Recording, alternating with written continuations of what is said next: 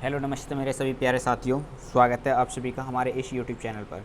तो साथियों, आप सभी को यहाँ पर जो हमारे चैनल पर क्लासेस देखने को मिलेंगी वो सभी के सभी बीपीएससी के लिए स्पेशल क्लासेस यहाँ पर देखने को मिलने वाली हैं। जितने भी बीपीएससी के द्वारा जैसे टीआरई एग्ज़ाम हुआ या अदर एग्ज़ाम्स हुए बीपीएससी, जैसे 69वीं बीपीएससी, 78वीं बीपीएससी या फिर जितने भी अभी तक एग्ज़ाम हुए हैं बीपीएससी के द्वारा, उन सभी के प्रीवियस ईयर के क्वेश्चन और अन्य एग्ज़ाम के प्रीवियस ईयर के क्वेश्चन जैसे यूपीएससी या पीसीएस हुआ, उन सभी के क्वेश्चन यहाँ पर क्या है आपको इसमें मिलने वाले हैं। तो आज जो हमारा टॉपिक होने वाला है वो होने वाला है भारत का भूगोल। और इस भारत का भूगोल या बिहार का भूगोल, यहाँ पर हम स्पेशली बिहार का भूगोल कवर करने वाले हैं। तो देखिएगा, जितने भी क्वेश्चन यहाँ पर अभी तक भूगोल से पूछे गए हैं उन क्वेश्चनों को यहाँ पर दिया गया है और उन क्वेश्चनों को हम यहाँ पर सोल्व करने वाले हैं। जैसे कि हमारा देखिएगा पहला क्वेश्चन दिया गया है कि क्षेत्रफल के क्रम में भारत के 3 बड़े राज्य कौन कौन से हैं। तो देखिएगा, यहाँ पर जब हम क्षेत्रफल की दृष्टि से बात करते हैं तो पहले नंबर पर राजस्थान आ जाता है, दूसरे नंबर पर मध्य प्रदेश और तीसरे नंबर पर क्या आ जाता है, महाराष्ट्र आ जाता है। तो इसका सही जवाब हमारा ऑप्शन नंबर ए बनता है। ये हमारे क्षेत्रफल की दृष्टि से हुआ। यहाँ पर देखिएगा अगला क्वेश्चन दिया गया है कि किस रेखांश पर भारतीय मानक समय अपनाया जाता है। तो देखिएगा, हमारा जो भारतीय मानक समय रेखा है वो कौन सी हो जाएगी। तो आंसर हो जाएगा हमारा, देखिएगा ऑप्शन नंबर बी, 82.5 डिग्री पूर्वी देशांतर। कभी कभी इसको इस तरह से भी लिख देता है 82 डिग्री, 82 सही 1/2 डिग्री। ठीक है, ये भी क्या हो जाता है हमारे, ये भी 82.5 डिग्री पूर्वी देशांतर हो जाता है। पूर्वी देशांतर इसलिए कहते हैं कि जो हमारा 0 डिग्री देशांतर होता है उस 0 डिग्री देशांतर के ये क्या है, पूरब में है, इसलिए इसको हम क्या कहते हैं, पूर्वी देशांतर कहते हैं। चलिएगा अगला क्वेश्चन यहाँ पर देखते हैं। चलिए यहाँ पर देखिएगा कुछ फैक्ट्स दिए गए हैं इसके साथ में, उनको और देख लेते हैं जो कि हमारे लिए बेहद ही यूज़फुल है। तो देखिएगा, ये जो हमारे 82.5 डिग्री पूर्वी देशांतर है वो कितने राज्य से होकर जाती है। तो 5 राज्य से होकर जाती है। इसको कई बार परीक्षा में पूछ लिया जाता है कि 5 राज्य से जाती है, कौन कौन से राज्य हैं। देखिएगा, उत्तर प्रदेश हो जाएगा, मध्य प्रदेश हो जाएगा, छत्तीसगढ़ हो जाएगा, उड़ीसा हो जाएगा, आंध्र प्रदेश हो जाएगा। ये हमारे 5 राज्य हैं जिनसे होकर के हमारी ये रेखा जाती है। वहीं अगर हम बात करते हैं कि भारतीय जो मानक समय रेखा है ग्रीनविच, जो इससे हमारा जो समय है वो कितने घंटे आ गए हैं, तो 5.5 घंटे आ गए हमारा जीएमटी से। देखिएगा, यहाँ पर एक क्वेश्चन और पूछा जाता है कि जो हमारे कर्क रेखा है, कर्क रेखा, ठीक है, भारत के जो 8 राज्यों से होकर गुजरती है कर्क रेखा, और जो हमारे 82.5 डिग्री पूर्वी देशांतर रेखा है, ये दोनों एक दूसरे को कहाँ पर प्रतिच्छेद करती हैं। देखिएगा, दोनों की दोनों ही रेखाएं हमारी मध्य प्रदेश और छत्तीसगढ़ दोनों से होकर गुजरती हैं, जबकि ये दोनों मिलती जो हैं हमारी कहाँ मिलती हैं, तो ये छत्तीसगढ़ में मिलती हैं। याद रखना, दोनों की दोनों रेखाएं मध्य प्रदेश और छत्तीसगढ़ दोनों से होकर गुजरती हैं, पर मिलती कहाँ पर हैं, दोनों के दोनों छत्तीसगढ़ में मिलती हैं। ठीक है, तो इसका सही जवाब क्या हो जाएगा हमारा, 82.5 डिग्री पूर्वी देशांतर हो जाएगा। चलिएगा अगला क्वेश्चन है, स्क्रीन पर देखिएगा। ये कह रहा है कि भारतीय उपमहाद्वीप पूरब में मूलतः एक भाग था। तो देखिएगा, पहले जो हमारा भारतीय था, ये हमारा देखिएगा टीआरई 3 में ये क्वेश्चन पूछा गया है कि जो भारत है वो किसका भाग है। तो देखिएगा, ये यहाँ पर जो इसका देखिएगा सही जवाब जो है, मेरे अंदाज से इसमें 2 ऑप्शन सही हैं। इसमें 2 ऑप्शन सही हैं। एक तो देखिएगा, जो भारत था हमारा वो गोंडवाना लैंड का भाग था, ठीक है, और ये तैथिस्त का साग था, उसका किसका था, गोंडवाना का था। और जो पेंजिया है, देखिएगा पेंजिया पहले क्या हुआ था, ये एक पूरा भाग हुआ करता जो भूमध्य रेखा थी, जो हमारी जो स्थल भाग था, ये इसका पूरे का पूरा भाग था। और ये पूरा जब भाग था ये 2 भागों में बटा था। एक को कहा गया था इसको गोंडवाना लैंड और दूसरे को कहा गया था अंगारा लैंड। जो अंगारा लैंड था, उस अंगारा लैंड से क्या बना था हमारा, देखिएगा यहाँ पर इसमें फैक्ट्स दिए गए हैं, उनको फैक्ट्स को पढ़ लेते हैं। यहाँ पर पूरब में देखिए, पूर्व में क्या था, भारत जो था उपमहाद्वीप प्रायद्वीपीय भारत गोंडवाना लैंड की भूमि का भाग था। ये भूभाग रूप से भारतीय उपमहाद्वीप उपभूभाग से संबंधित है।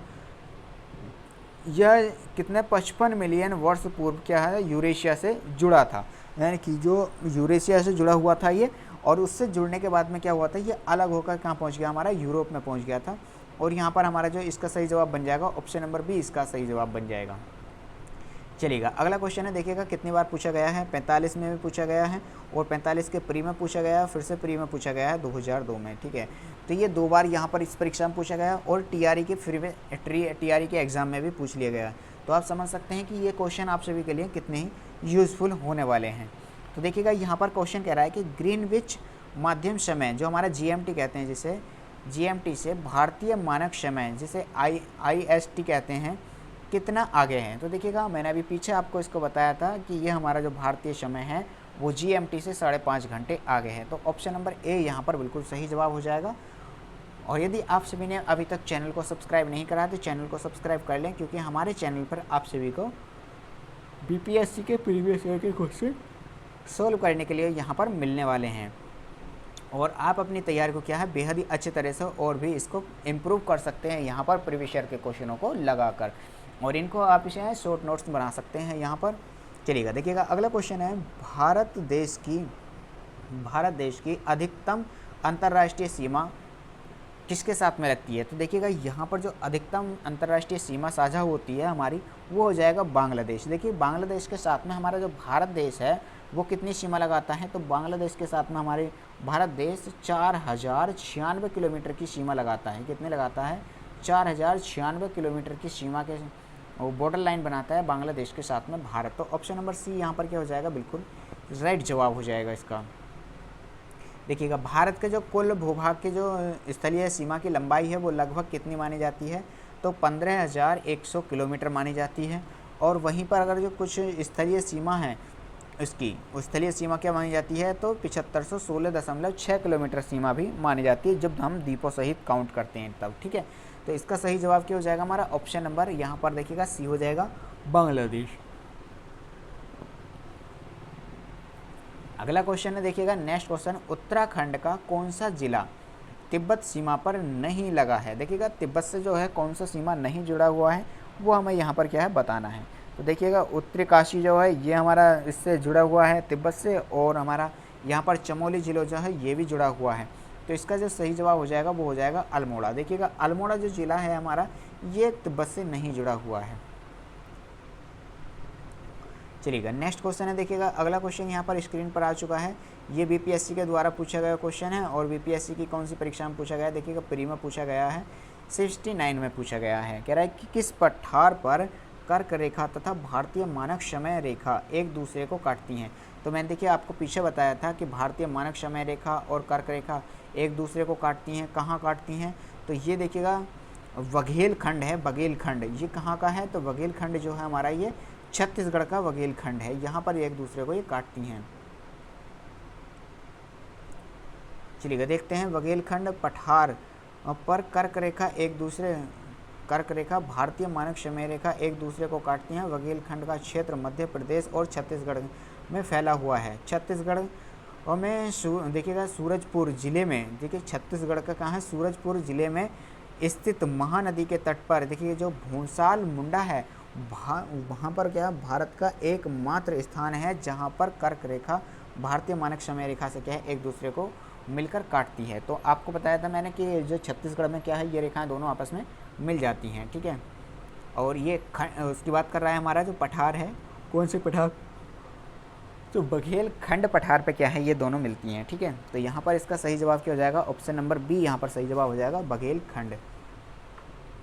चलिएगा अगला क्वेश्चन है देखिएगा नेक्स्ट क्वेश्चन TRE के 3 एग्जाम में पूछा गया है और जो कैंसिल हो गया है उसके पेपर 2 में, यानी कि 6 to 8 क्लास के पेपर में ये क्वेश्चन पूछा जा चुका है। आप सभी को इसका सही जवाब बताना होगा कि इसका सही जवाब क्या होने वाला है गाइज।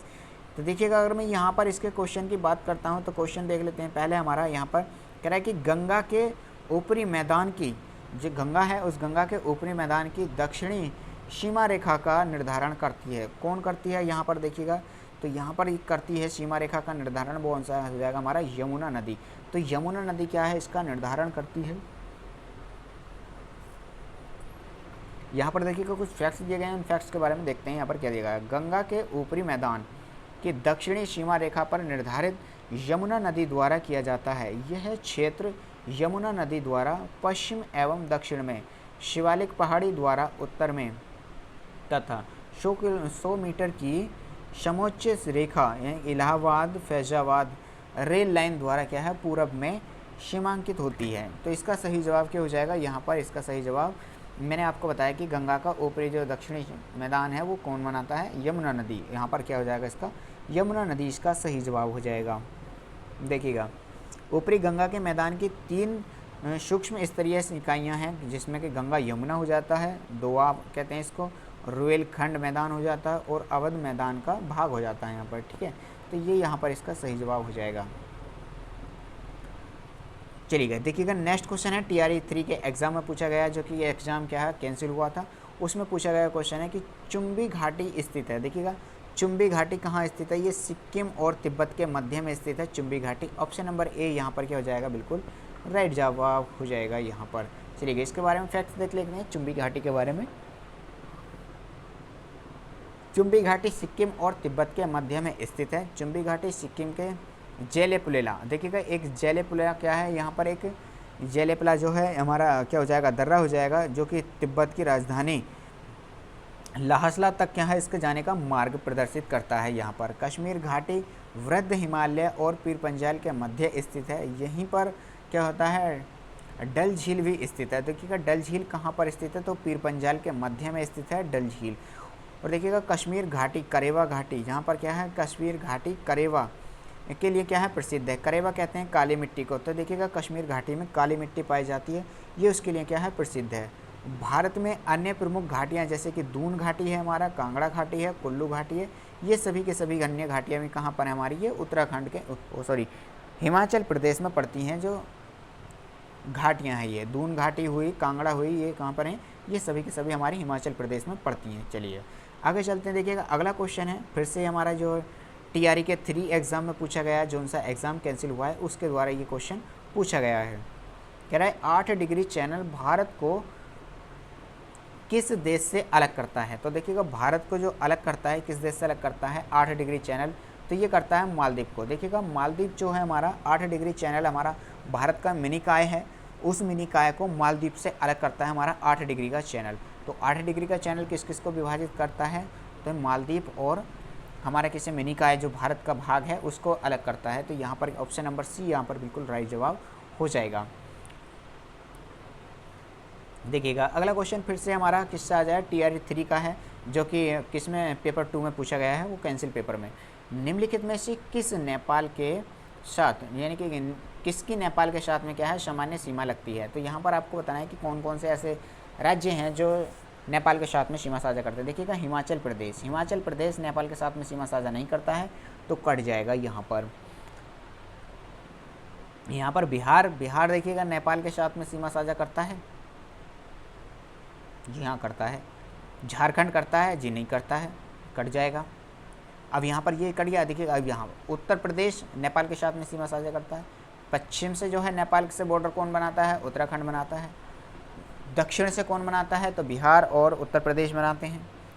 पूरब में अगर हम बात करते हैं तो सिक्किम बनाता है, और वहीं जो सिक्किम है वो पश्चिम बंगाल के टॉप पर रखा हुआ है, तो यहाँ पर पश्चिम बंगाल भी इसका करता है। तो यहाँ पर इसका सही जवाब क्या हो जाएगा, ऑप्शन नंबर बी इसका राइट जवाब हो जाएगा। तो आज की क्लास में इतना ही रहने देते हैं, मिलते हैं नेक्स्ट क्लास में। जय हिंद, वंदे मातरम। चैनल पर नए हैं तो सब्सक्राइब